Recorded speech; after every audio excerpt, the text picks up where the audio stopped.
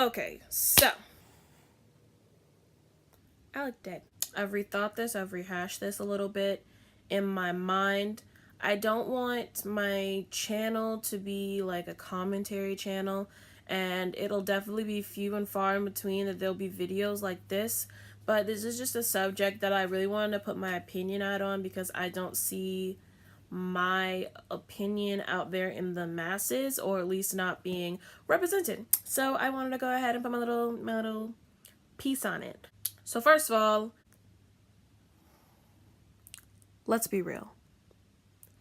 Black boycott don't work. I don't mean that to be rude. I don't mean to invalidate any of the movements or any of the boycotts that we have done so far. But right in front of me, I got a little bit of like a not crazy long, but a nice long list of like all the businesses we boycotted last year, and like the 2 we already boycotted this year. You know which ones I'm talking about.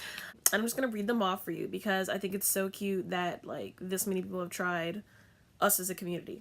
H&M, whether they knew it or not, Gucci, Prada, American Airlines, Dove, Hobby Lobby, Kellogg's, Nintendo, Papa John's, Pearson, Tesla, so on and so forth. It's a really long list. I don't even want to tell you why. You can find it easily on the internet, as I did. It was a simple Google search, and there's not a lot of websites, but there's definitely one website in particular that I will probably link down below with a lot of other things that I reference or am talking about or learned something from in regards to the subject in the description box below, so that I don't have to say in the video where I got it from. Although I will take time to specifically give shout outs to a lot of the websites that I am greatly appreciative of during the search in this particular subject. So now that I've addressed that, even though it's a really polarizing subject because everyone wants to boycott everything, everyone wants to cancel everything right now, I'm not a fan of it anymore. I will say that at one point, I thought cancel culture was the greatest thing ever. It was tea, it was funny, it was drama. But it is also the ruin of careers, and although that doesn't bother me like at all, like be racist, get wrecked. Although that doesn't bother me at all, I think it has become non-productive. It is no longer useful. It has outgrown its original definition. Because canceled does not mean canceled anymore.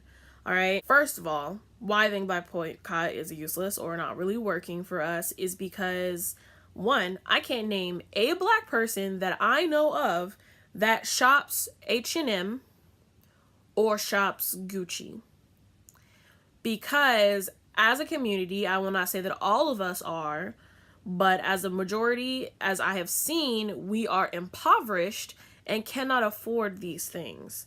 So for us to boycott something that we already weren't buying from is useless. And I know that some celebrities like T.I. and I think maybe Beyonce and Jay-Z were as well, I know that they boycotted it, but all Gucci had to do was put out an apology and all of a sudden people are buying it from it again.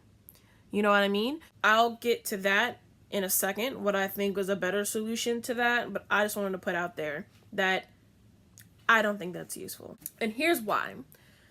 There is this thing called Black outrage. Imagination. Black outrage. And what it is, say in the makeup community, they will put out a foundation line that has 3 dark shades and then 1,000,000 shades of mayonnaise. And black people will obviously get mad and will basically freely promote this business because that's what they see it as. All promotion is good promotion. Will freely promote this business, and then all they have to do later on is expand their shade range, shades that they probably already had back at the lab, expand their shade ranges, and put out a heartfelt apology, and people will start to buy from them again. For example, I look gray. I look dead. I'm looking darker than what my skin tone actually is. Are you wondering why? Well, that's because I have the 2 darkest shades in the Maybelline Fit Me foundation. Pretty sure I got these from Target.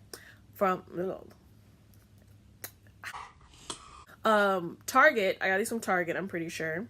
And these are the 2 darkest shades. The 2 darkest shades. Can you see how neither of them fit me? Or really, what a greater representation is because I'm wearing a mix of foundation and concealer right now, which is why I look so gray. Neither of them are my skin tone. Neither of most times. So that I don't have to put a load of shit on my face. It's unacceptable. I'm probably never going to buy it from Maybelline Fit Me ever again, because these literally are the two darkest shades. The two darkest. They're literally 10 numbers away from each other, if you can see that. Two darker shades, completely unacceptable. Never buying from them ever again. I'm going to go buy Fenty foundation and just pay that extra $1, because that's another thing. We give these people free promo and they exploit our outrage and our disadvantages in society in order to put themselves ahead, when we could easily be buying black business. Because that's what I actively do now. I buy only black or people of color business. We could actively be buying from people who actually care about us because they know where we have been. A lot of other races support other races, and it seems like black people are the only ones who seem to be falling behind. Everything on my face right now, except for that trash-ass foundation, black business. Super popular, even white people buy it, Juvia's Place. I don't even do natural, neutral, not really super colorful looks, but I had to support my girl Juvia, so I got 2 natural palettes like I actually needed them. As you can see, I mostly dip into this one because I use it for my eyebrows. I don't even really use things like this, and I bought it anyway. I bought 3 of her palettes, and I think they were all full price, or I might have got them on a sale or something, because I am still broke. Like, I may be buying expensively, but I'm still broke. But I still want to support my people, and I think that's what we should do as a people. When someone disrespects us in this manner, because I know that not everybody wants to stop buying white, and a lot of people think that it's like really racist, but it's just nepotism. I heard that from Killer Mike on Breakfast Club. Shoot me. A lot of people don't want to pay the same price they pay for white brands they pay for black brands, and I think that's ridiculous. I'll pay an extra $1 to get a palette that'll show up on my dark skin. I'll pay an extra $1 for a foundation that matches my skin. I'll pay an extra $1 for clothes that were made by a black person for black people. I think it's ridiculous that people try and downsell black business, especially like if it's local or it's homemade, because it's homemade. I used to work at a t-shirt company called Creators Print House here in I don't live in there anymore, but it's in Wilmington, North Carolina. I used to work there, and it was a lot of black people buying from black people, but a lot of times it was silence or hard to get by because, you know, it's very expensive, and they had everything right there in the shop. They didn't really outsource to anyone. Everything was done right there, and all I did was work as a designer, and a lot of people would try and downsell my prices, and I'm pretty cheap already. I still do design, and I'm super duper cheap. Like, I have a problem, and it's mostly because I do it for fun, because I don't want to have to do it as business again because it's so stressful. But a lot of people want to ask for discounts because we're black, you know, we're the homies, but I still have to pay rent. I still have nicer things that I would like to afford. Like, a lot of the things that I get, it takes months and months of saving up, when if my business was going well, if I was getting support from other black people that weren't, you know, trying to debate prices and things like that with me, I would be farther ahead. I have family members a lot of the time who were like, you know, trying to negotiate prices and so on and so forth. And I think you should just buy black, buy local, buy family. It's simple. Buy people of color, buy black. Another thing, sorry that I'm super dark. I don't feel like putting the flashlight directly into my eyeballs again. Buy from local artists, okay? I know a lot of local rappers in Wilmington, and they do get lots of support, but my cousin's a rapper, and I just bought one of his songs, and he's super dope fire. I'm gonna put a link of that down in the description box. Buy from my cousin. Okay, I'm done. Because a lot of older black people say this to me a lot. They think that desegregation was the worst thing to happen to black people.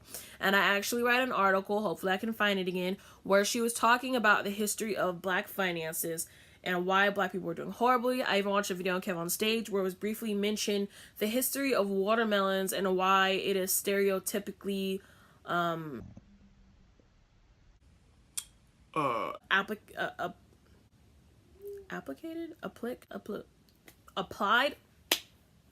applied to black people. And it was because black people, after desegregation, after they got their own land, began to watermelon farm, and sales were going so great, white people couldn't stand that shit and had to see that shit end. So they equated black people and watermelon with dirtiness and laziness and so on and so forth.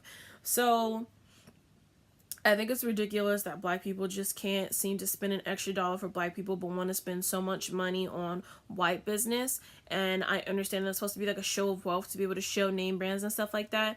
But I grew up going to Goodwill. Like, my father refused to take me to one, but I myself personally am a cheap ass person and would go to Goodwill. Because you can find name brand stuff at a Goodwill, or I don't even think these are chains, but what the fuck are they called?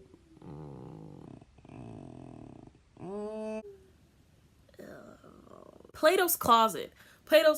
And then another place where a friend of mine mom's owns it. It's called Fairy Circle, and it's a consignment clothing place. You can find a lot of name brand stuff at consignment clothing places where the quality is still good and the prices are super duper cheap.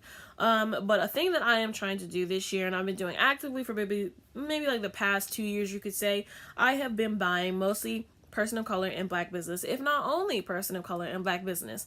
And I think that is super important. But I also want to point out that I think there are a lot of communities that think there are not black business oriented to them or for them.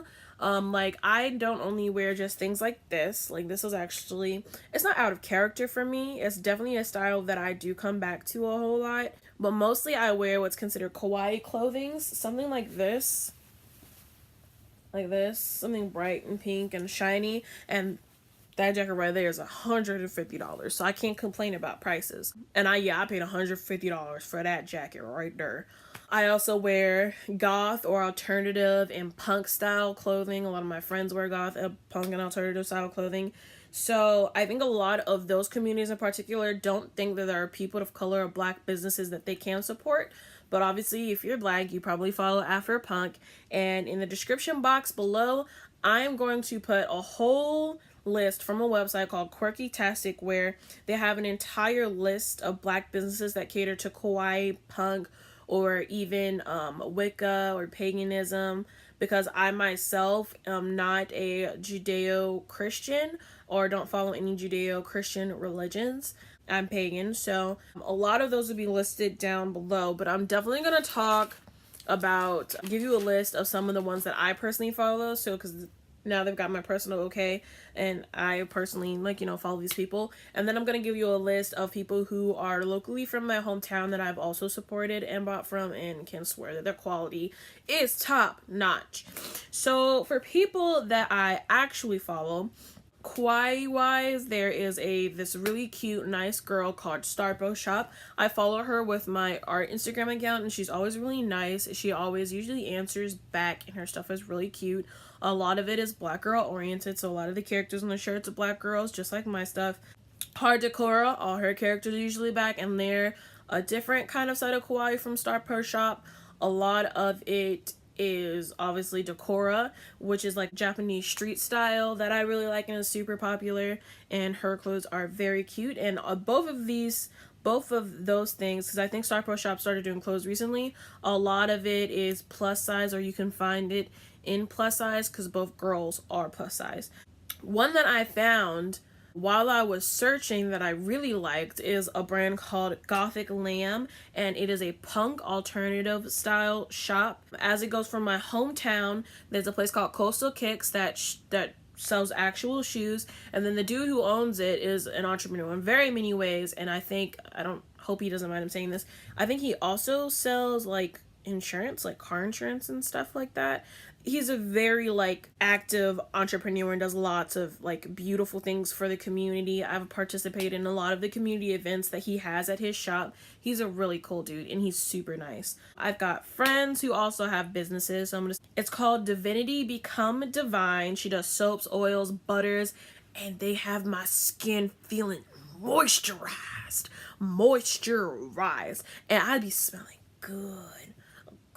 I buy her stuff when I'm capable of, because I'm broke right now, but I am saving up to buy from her, because I need to be that level of moisture that I once was. I'm ashy. I'm ashy. So then another friend of ours, themoondidittoo, is a photographer and origamist. He does really cool stuff. I think he's actually working on like sculptures and stuff. A lot of his stuff he does, he can sell. So that's also important. He has stuff he can sell you. And I think a lot of it's like home decor and stuff like that. Whenever I would go to his house, he always had these beautiful displays. Everything he does is beautiful. Just follow him. It's beautiful. People that I follow on YouTube, I also made that as a list because I think that's very important. Number one for me, I wear wigs a lot. Because you can see the state of my hair. I wear wigs a lot, and the number one black YouTuber that I follow, I was so mad. I looked up unicorn hair. I looked up this title of her video specifically, and her video was like the 7th down. White face, white face, white face, white face, white face. Finally, the video I'm looking for. You know what I mean? Her name is Laurasia Andrea, and she does this cute, beautiful, colored wigs. And as a kawaii person and an alternative person, I can really like appreciate the color combos and stuff that she does. And she has a website called fairystylish.com. I think she also sells like eyelashes and stuff like that. So I just wanted to like shout these people out, even though it doesn't really matter because they have a way bigger following than I do. But just in case you're in my little corner of the internet, you know. I also want to point out, because I know that my desegregation comment is probably going to like get a lot of like from people. I don't want to say this in a way like, my cousin's brother is black, so stepbrother is black, so that means I'm not racist. I'm not saying it in that way, but I want to point out, because I know a lot of people are going to try and dig it up if this gets anywhere or gets out into like the ether, that I am marrying a white man. I don't care if that makes me a coon. I don't care if that makes me a slave wannabe. I'm marrying a white man, and if that invalidates anything I have said to you, then whatever, who cares? Because y'all weren't buying black business anyway. I've had people trying to negotiate my prices many a time, and I just think the standards that we have for black business are so much higher than the ones that we have for white business. Why can't they charge the same thing and you go here where people actually care about you versus here where they don't? I don't get it. Like, me personally, working in the black clothing like locally, it was always just like a fight every day about, you know, my prices, or, you know, so on and so forth. So I think the real solution, in summary and conclusion to all of this, and with me putting all the links down below, don't support them, don't buy from them. It's a jip, especially in the makeup community. It's a jip.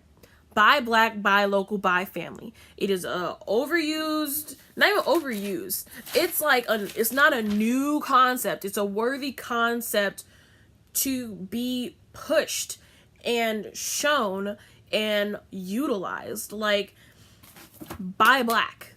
Buy from your own people. It ain't that hard. It's not that crazy. Fucking Juvia's place is super cheap. Like, it's super cheap. For that huge palette versus buying a white palette like Anastasia Beverly Hills that doesn't really show up in your skin without like a lot of finagling, in my experience, and you're paying this big price for it. And a lot of these people don't care about you and are using your outrage as a tool for self-promotion, like free promotion. That's all I have to say about the subject. Definitely check out those links below, especially if you're in a kawaii or punk or alternative. And a lot of the black websites that I use for information will definitely be down there. So there's going to be a list of black boycotts if you still want to do that after this video. Yeah, so thank you once again. It's Young Prince 13. It was a pleasure having you. And I hope people don't hate me. I mean, they do, but I hope they don't hate me like a whole lot more than what they already do. You know what I mean? I don't want to stir the soup, or what is the phrase? Roll the boat. Why am I dumb? Goodbye.